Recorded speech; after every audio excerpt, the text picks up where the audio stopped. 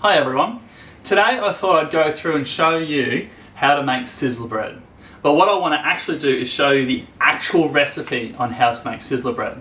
So when I was younger, I worked at Sizzler for about 6 years, and my first job as a utility attendant was to actually make sizzler bread. So when I was doing it, we would actually have to prepare the butter and butter every piece of bread individually, and then which was ready to be cooked later that day.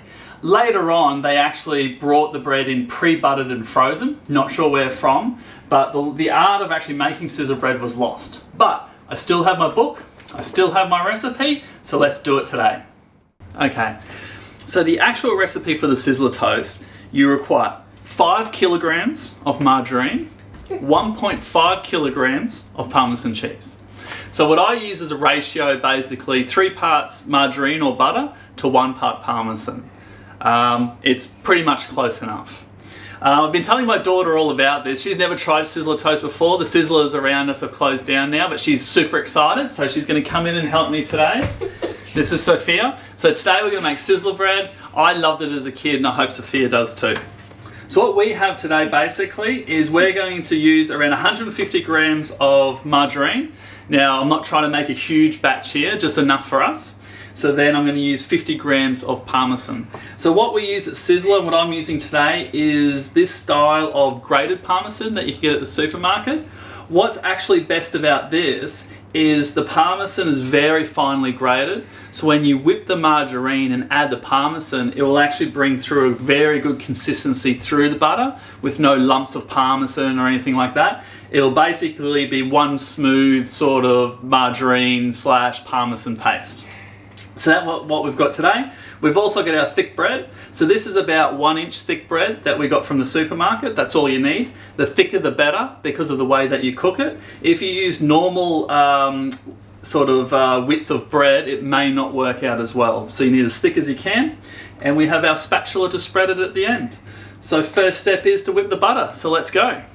We're going to put our butter in first. We're going to whip it for about 5 minutes or so. Stop, then we'll put the parmesan in, whip it for another 5 minutes, and hopefully by then it gets to that nice white whipped butter consistency. So if you want to put that in, you can use your spatula to get it out.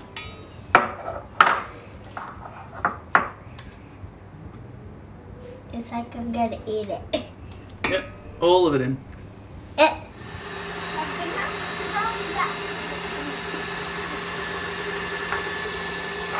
So we've been whipping it for nearly 5 minutes. So as you can see, it's starting to go a little bit white and starting to get nice and sort of aerated.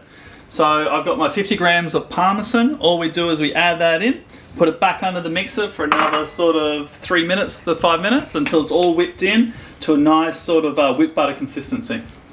And it came back like a, so it looks so white. It's like a clean white.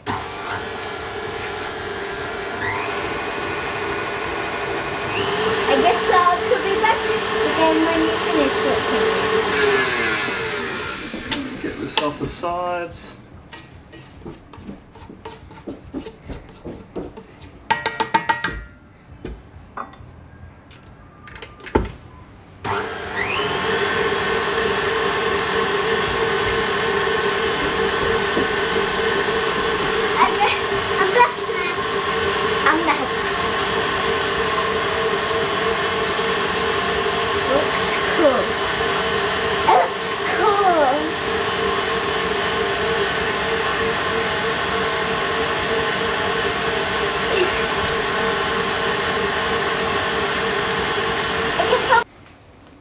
Okay, so now it's time to butter the bread.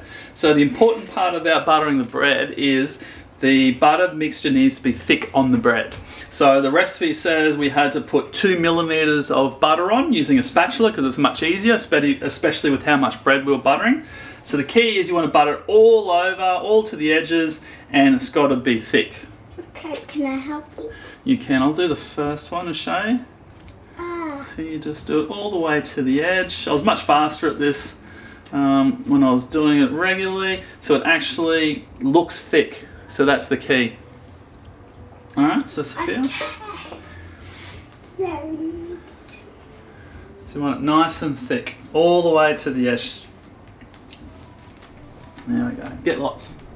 So it doesn't matter if you make too much butter. You can easily refrigerate it or even possibly freeze it and use it later.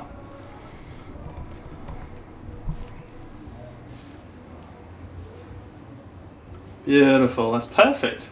All right, let me finish this off. We'll put yours to one side. Let me just butter these other other two. Yeah. These are good already. They do. There we go. So it's Alright. like you can put it into a plastic bag or a bowl and put it in the fridge. Yeah. So basically there's enough butter mixture in there that you could probably do another 4 or even more. So plenty there. Oh, we could have 8 if we go. Next step is to cook it. Right. Okay. So we've oiled the pan just a little bit. So now we're going to put our toast in, butter side down of course. Yum. Hear that sizzle. All good. We're going to put our weight on top, just put a bit of pressure on it. Like that. Look at That it. smells really good. I'm telling at you, it, Daddy. this is bringing back a lot of memories. Really good memories. I love That's Sizzler good. Toast. It must be making those memories for you. That will need a good So what I might do is that pan's getting a little warm. So I'll use my tea towel. So these are looking really good. So what I'm going to do is take that off. We can't wait to see. I haven't seen it. Oh, And there it is. I'm sure those who have been to Sizzler will know exactly what that looks like. That looks amazing. Look at that. Exactly the way I made it. Yum.